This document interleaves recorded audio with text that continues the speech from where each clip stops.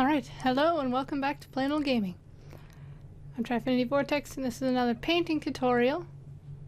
So here we have the our painted canvas and all finished, all traced, all transferred. Here we have our paint. It's just dollar store black and white acrylic paint. That's what I use, all-purpose acrylic. So here's a short video of me coloring some black, filling in some black with one of my paintbrushes. So I always start with black. I don't know why. I just like starting with the darkest color and layering up.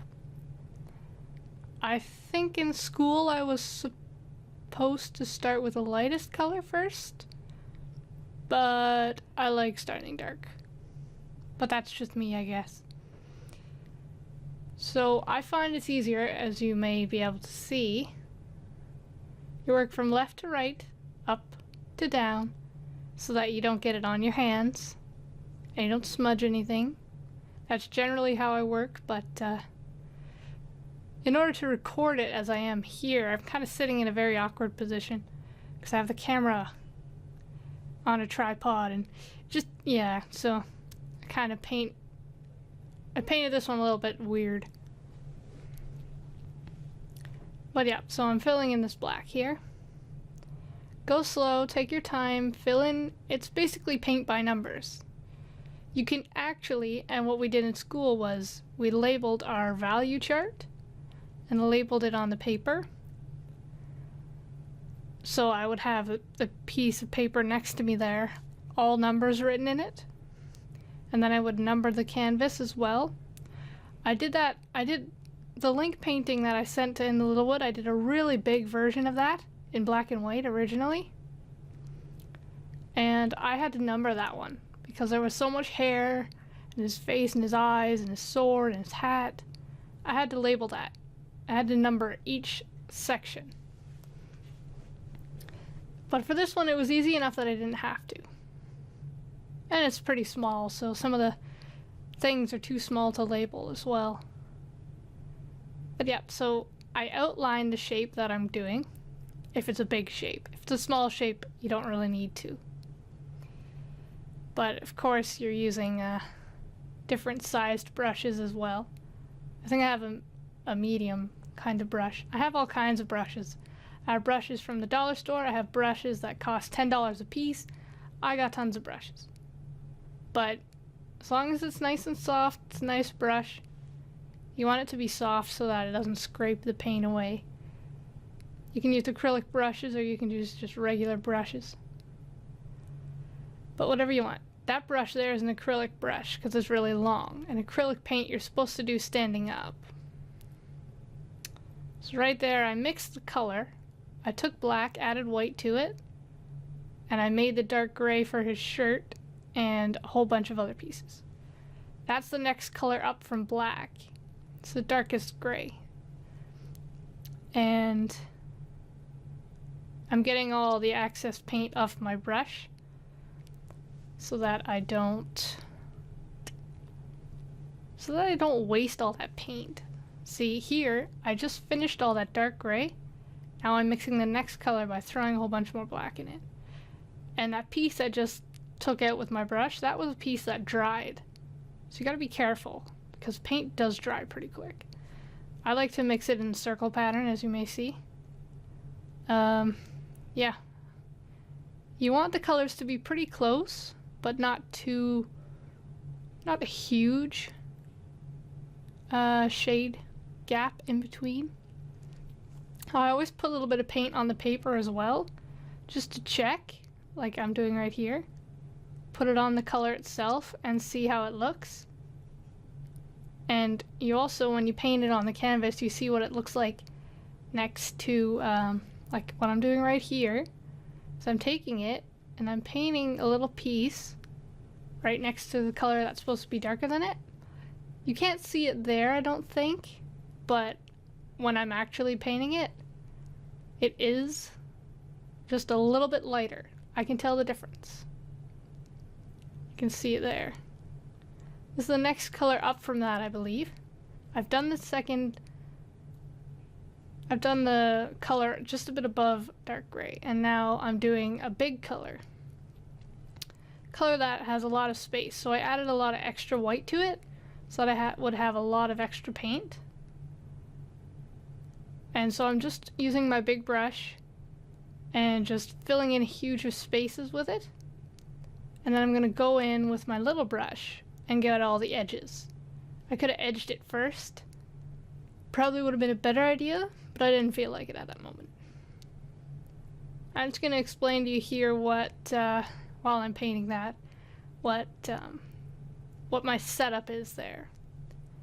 I like to use pie plates to mix my paint in. You can use paper plates.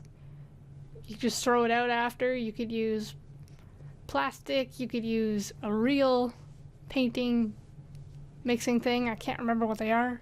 Little things, you stick your thumb in it. It's got the plastic tray with the little holes or little dips in it for paint.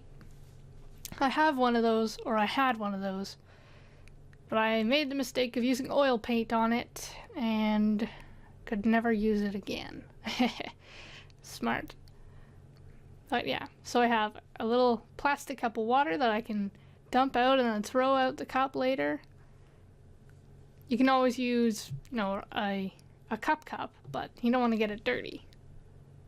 If you're going to wash it right after, no problem. But I sat there for a couple hours painting this, so I needed a cup that wasn't going to get super dirty. The thing right above the cup there is actually holding all my paintbrushes. It's like a pencil holder. It's really fancy. Can't see it from here, but it's nice. And it's got all my paintbrushes in it. I've got huge amounts of paintbrushes. I'm looking at them right now. They're on my desk. I've got like 30 in there. Accumulated from all over the place. Dollar store brands, acrylic brushes, fancy brushes, like I said. Alright, here. Now the big panel on the side, you might notice that it just suddenly got filled in. That's supposed to be the color that I did second, but I accidentally, being a complete noob, forgot. Well, I didn't do it. I forgot it. I didn't look at the background piece. And there we go. I'm just checking the paint color. Now, this is another color up. It's going to start going much faster. Most of the lighter colors usually are inside their face. So I'm doing huge areas with this now. And I'm just moving colors step up. A lot of them don't look like they have a lot of difference between them because of the camera that's far away, but if you look at it, and when I was looking at it, it looks really nice. So I'm just filling in the piece here with one of my smallest brushes. It's one of the lighter colors here. This one didn't have a lot of super light on it. It was all pretty much one gray scale. I've had some of my paintings that have a lot of white and a lot of black. I did one of the elves from Lord of the Rings. He had a lot of white in his, but Chuck, or Zach, doesn't really have a lot, especially in the lighting of the picture that I chose. A lot of it depends on the picture itself. I mean, you'll recreate it exactly, but if the picture itself has some flaws or looks weird, just the lighting effects, when you recreate it, it's going to look the same. You can change things. You may be able to see they're pretty darn close together. But because of the shape of my paintbrush and the way that I traced it, I didn't trace it super exactly. It'll look a bit different, which is why I always throw out the reference picture, because there's no point in keeping it, just to point out all the mistakes. Yeah, so here I am filling in, I think, the second last color. This is one of the lightest colors on this painting, and like I said, it's very gray, this one. This one's very gray, it doesn't have a lot of white. Actually, there's no white in it at all. And that's how it was in the original picture, so there it is, just about finished. I'm just finishing the one color there. It's the closest to white that this picture has. It's not much. So there you go, all finished.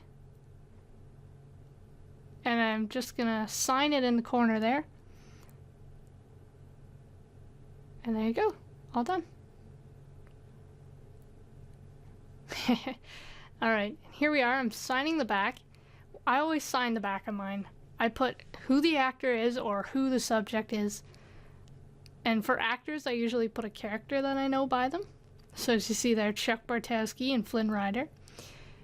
The medium is acrylic paint, and I sign it my full name, and then I sign my initials. So there you go. That's my last painting tutorial. So, or at least the last one in this series. This is the easy black and white, super easy tutorials. If you guys want to see some of my other paintings, because I've done a lot of them. I've done almost 30 paintings just by myself since I've been out of school. Because I learned this in, I think, my grade 10 art class. And I discovered, you know what, I could print one off, trace it, put it on a canvas, and do it at home just for fun. It doesn't cost much. I mean, those paint bottle, $1 for a paint bottle, $1 for a paintbrush, $1 for a canvas. You know, different countries. In my country, Canada, those are cheap little things I can get anywhere I want. It's an inexpensive way to paint, but I don't know what your countries have. Whoever, wherever you may be, so. But anyway, I've been Trifinity Vortex. Thanks for watching. Thanks for subscribing if you have, and I'll see you guys next time. Bye.